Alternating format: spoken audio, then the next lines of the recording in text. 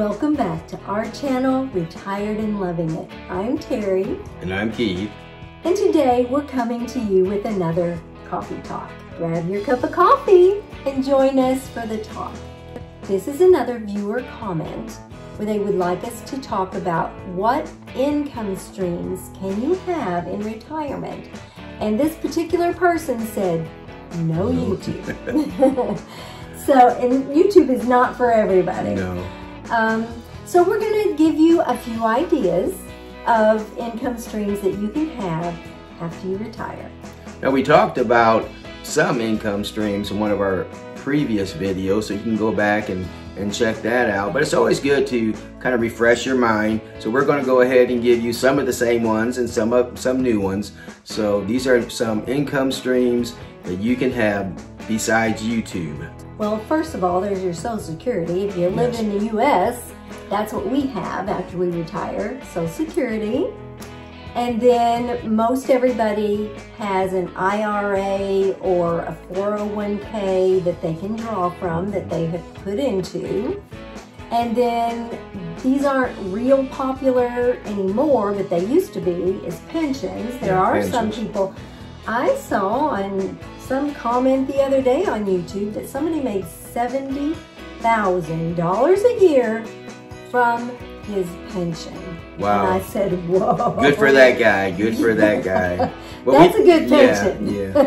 We also have for ourselves annuities, and some of you guys may have annuities. You know, some people say annuities are good and some people say annuities are bad, but we both have annuities. And again, a good thing to do is find a good financial advisor. And we are not financial advisors. We're sharing our journey.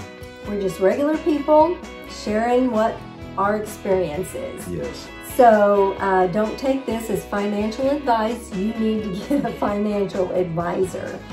But we live on a property with 2 acres. We have a huge barn that we have rented in the past. Yes. We don't now, but we could rent our barn and our back acre of land and make a pretty good sum every month. You might have a garage that you never use. You could rent that out. People rent storage spaces out all the time, and it's amazing what they pay for, you know, for a monthly storage unit. So think in terms of things like that. Maybe you have an extra bedroom in your house that you don't use. You could rent that out. There are people all the time that are looking for a place to stay, maybe on a temporary basis or a room to rent. So those are all ideas of income streams that you could have in retirement. That's right.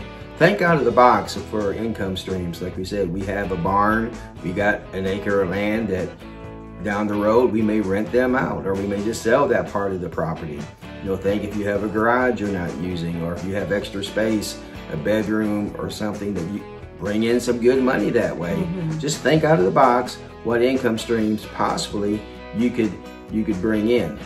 That's right. And you could even rent your whole house through one of the online places and make a good sum. We live about 45 minutes away from where the Kentucky Derby is held.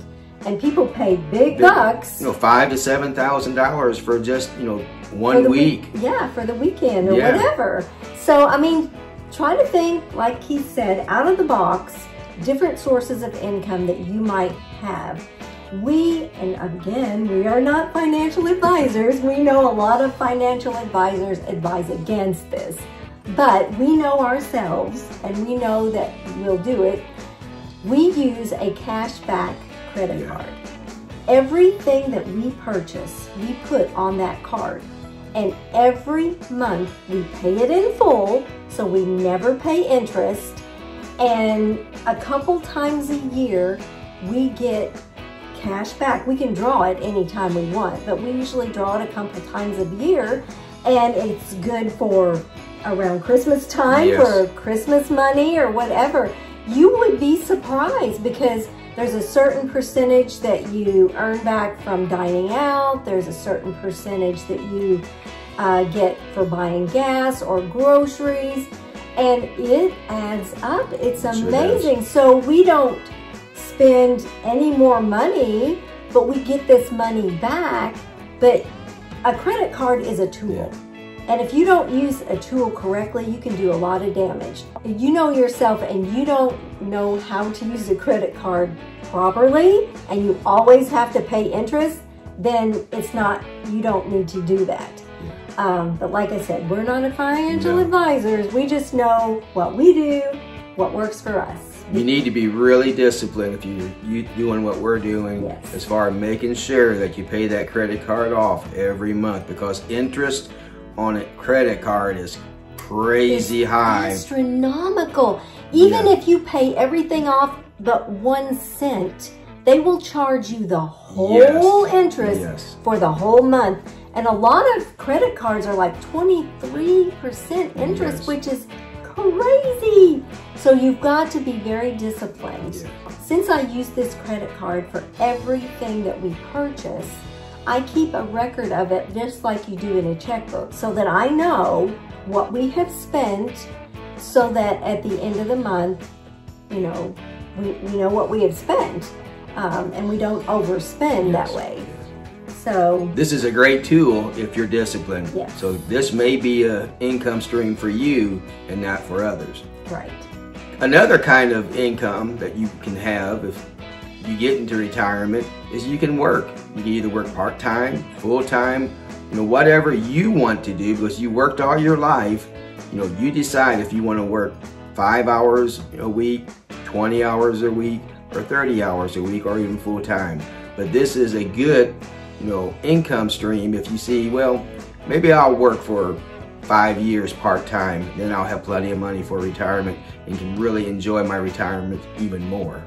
And we did a video on why people work in retirement, which I'll link, and you can watch that. But there are many reasons that people work, and sometimes you just enjoy it. You don't really need the money, but there are people who do need the money in retirement, so they choose to work. So that can be another income stream in retirement. You know, and sometimes people work just so they'll have more money to give to their grandkids or give to their children. It's a good gifting. Well, you can give up to, I think it's $15,000 a year to your kids, so each one, and it's tax-free for them. So that's another big reason people that just want to give to their kids and their grandkids. They work full-time for several years and they enjoy doing it. And this is their retirement. This is their enjoyment by giving this money to their kids and grandkids. So we appreciate the viewer who sent us this topic to talk about today. And if you have a topic or a question that you would like for us to talk about on a Coffee Talk, let us know in the comments and we'll do our best to talk about it in a future Coffee Talk. Thanks for joining us today. We'll see you next time on Retired and Loving It. If you'd like to see more of our videos, click the video that just popped up on your screen.